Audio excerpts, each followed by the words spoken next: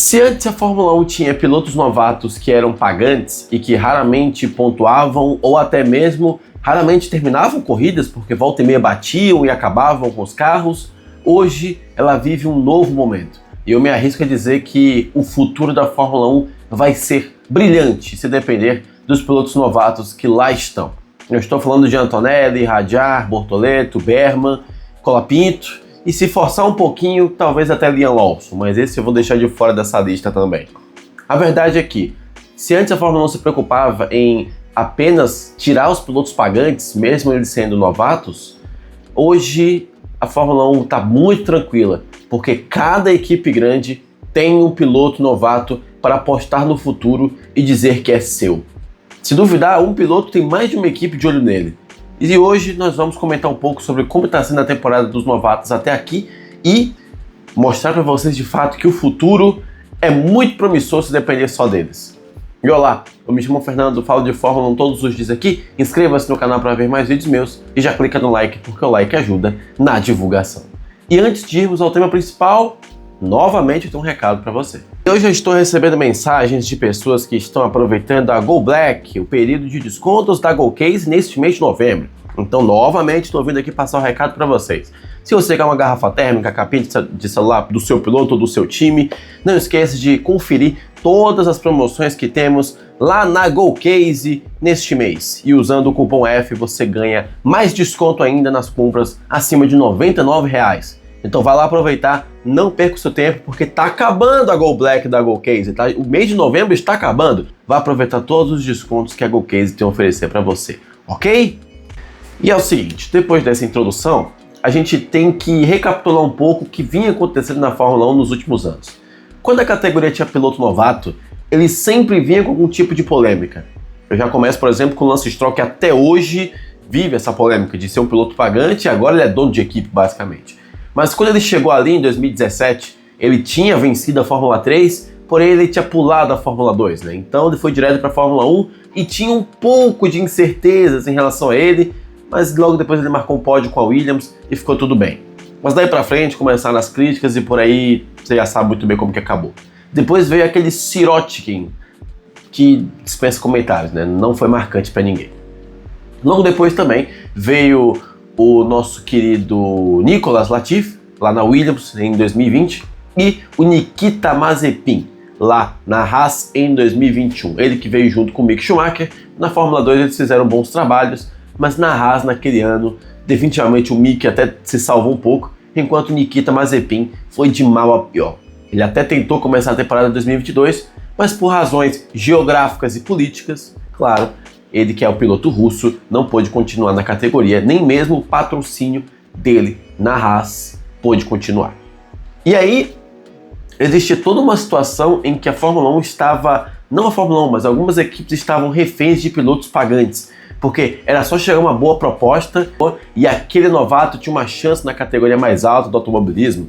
Tinha alguns outros pilotos que eram mais talentosos que eles, porém era só ter dinheiro e pronto, ele conseguiu uma vaga na Haas, ou até mesmo uma vaga na Williams, principalmente em anos de, né, todo mundo sabe o que aconteceu nos anos 2020 e 2021, né, nem preciso entrar em comentários, mas digamos que as equipes precisavam um pouquinho de dinheiro sim, e eles acabaram ajudando a salvar as equipes. Eu até digo que o Latifi tem uma participação na manutenção da sobrevida da Williams na Fórmula 1. Ele não foi de todo ruim assim para a categoria não, ele, né, foi um pouco benéfico também. Mas eles tinham aquela velha questão do desempenho. Alguns pilotos simplesmente não encaixavam, como era o caso do Latifi. Um caso bem grave que mostrou isso foi quando o De Vries substituiu o Albon em Monza e acabou pontuando, enquanto o Latifi não. Mas bem, passando os anos, os novatos pagantes foram embora e agora em 2025 nós temos um outro cenário. Antes, existia toda uma reclamação de que a Fórmula 1 não se renovava, logo depois da saída do Latifi, por exemplo, e que estava trazendo pilotos mais velhos, pilotos que já tinham entrado na Fórmula 1 e não tinham vingado, como por exemplo o Albon, que agora deu certo e o pessoal parou de reclamar. O Hülkenberg também teve muitas críticas e agora ele já está mais tranquilo, porque de fato o pessoal começou a enxergar a corrida do Hülkenberg, porém vieram novos pilotos. Desde 2023 e 2024. Veio o Lawson, veio o De Vries, que logo depois saiu, veio agora o Antonelli, veio o Berman, veio o Colapinto, veio o Sargent, que já saiu também. Esse também era outro que, assim, tinha tudo para ir bem na Fórmula 1, mas deu tudo errado, né? Uma pena. No caso dele, ele tinha talento, mas só deu errado mesmo. E também veio o Bortoleto e veio todos os outros que aí estão. E agora, nós temos um cenário bem interessante. Pelo menos agora nesse final da temporada, todo mundo entende que cada um desses pilotos é uma espécie de piloto franquia, ou franchise player. Para você que assiste NBA ou até mesmo assiste futebol, sabe muito bem que algumas equipes têm aquele jogador principal que é o jogador do futuro da equipe e que ele é intocável. O franchise player, né? O jogador da franquia. Como é o caso de Kimi Antonelli, que vai ser o futuro da Mercedes. Eu até digo que, embora ele esteja perdendo muito para o George Russell na disputa interna, se for para um deles sair, para o Max chegar, vai acabar sendo o Russell. Temos também o Oliver Behrman, que é o piloto da academia da Ferrari e que está liderando os rumos da Haas, pelo menos nas últimas corridas. Temos também o Hadjar, que tem tudo para subir a Red Bull na temporada de 2026 como segundo piloto e tem tudo também para substituir o Max, caso ele saia de lá também. Tem o Gabriel Bortoleto, que você já sabe muito bem quem é, piloto brasileiro, que é o franchise player da Audi. A Audi está investindo muito nele e, embora ele esteja fazendo algumas corridas um pouco ruins aqui, né, pelo menos logo depois da temporada europeia, ele ainda está tranquilo na Audi, tá, gente? Então, assim, é normal um novato oscilar. O Bortoleto passou por esse processo, o Antonelli passou por esse processo, o Behrman passou por esse processo, o Hadjar um pouco menos, o Hadjar um pouco menos. Digamos que o carro acabou combinando com a situação de aprendizado dele e acabou, né, de uma maneira mais tranquila para ele.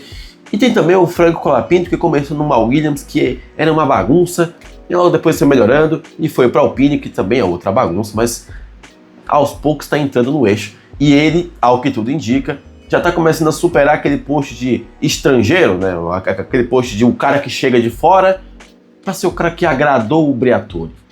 Está sendo o franchise player da Williams, se duvidar, na frente do Gasly, inclusive. E aí perceba.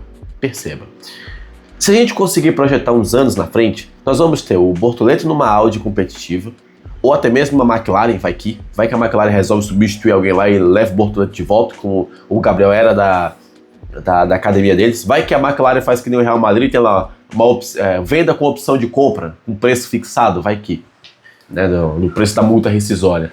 O Hadjar vai acabar sendo o piloto principal da Red Bull um dia.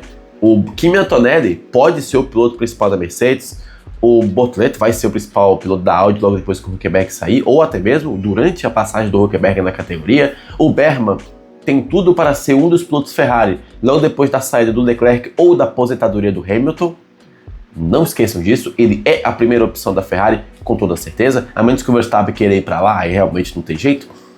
Então, a gente saiu de todo um contexto em que tínhamos pilotos novatos pagantes para termos pilotos que de fato merecem estar lá e estão fazendo por onde mostrar para o mundo que eles têm que estar lá. Embora alguns oscilem, é verdade, mas eles de fato estão mostrando que aquele passado que a Fórmula 1 tinha de pilotos novatos, em que o grid só se renovava com alguém pagando, para as equipes investindo agora em pilotos que realmente têm talento. E aí entra no outro fator que agora eu pensei faz todo sentido, que é a importância de uma saúde econômica das equipes e também do teto de gastos. Porque antes as equipes tinham que gastar muito dinheiro para serem competitivas e acabavam abrindo portas para pilotos pagantes. Tinha também as questões financeiras, que algumas equipes não conseguiam se manter, como era o caso da Williams, e acabavam aceitando aportes financeiros de outros pilotos, como foi Stroll, Sirotkin e Latifi. E até um pouco Kubica, eu acho, né, com a Orlen. Não sei se muito, mas acho que a Orlen também deve ter feito uma boa lá para Williams.